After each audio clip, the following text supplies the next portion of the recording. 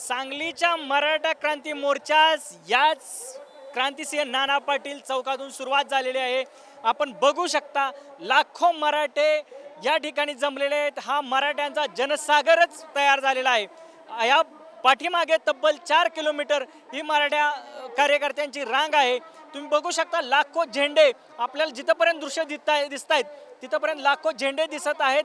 मराठ्यांचा हा मूकमोर्चा आहे, मात्र त्यांनी त्यांच्या मागण्या एक फलकांवर लिहिलेल्या आहेत आणि त्या मागण्या घेऊन पुढे निघालेल्या आहेत। या मोर्चाच्या सुरुवातीला 5 मशालधारी महिला होत्या, त्यानंतर युवती आहेत, त्यानंतर महिला आहेत, त्याच्या पुढं सर्व तरुण आणि इतर सर्वांना स्थान आहे।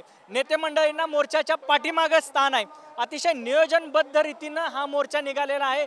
सर्वत्र भगवं वातावरण तयार झालेलं आहे। या ठिकाणी हे मोर्चे करू जे मागण्या मानतायत त्यातली पहिली मागणी आहे कोपर्डीतील बलात्कारातील गुन्हेगारांना फाशी व्हावी। दुसरी मागणी आहे मराठ्यांना आरक्षण मिळावं आणि याचबरोबर त्यांच्या इतर काही मागण्या आहेत। शिवाजी स्मारक पूर्ण व्हावं लवकर यासाठीही मराठ्यांची मागणी आहे। आणि या ठिकाणी तुम्ही बघू शकता शिवाजी महाराजांच्या चिन्ह असलेले मोठमोठे झेंडे दिसत आहेत।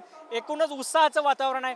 पहाटे 5 वाजल्यापासून मराठा समाजातील लोकांनी या मोर्चाला गर्दी केलेली आहे। गेले 4 ते 5 तास हा जमाव एका ठिकाणी उभा आहे। कॅमेरामन सचिन सावंतसह संभाजी थोरात, साम टीव्ही, सांगली।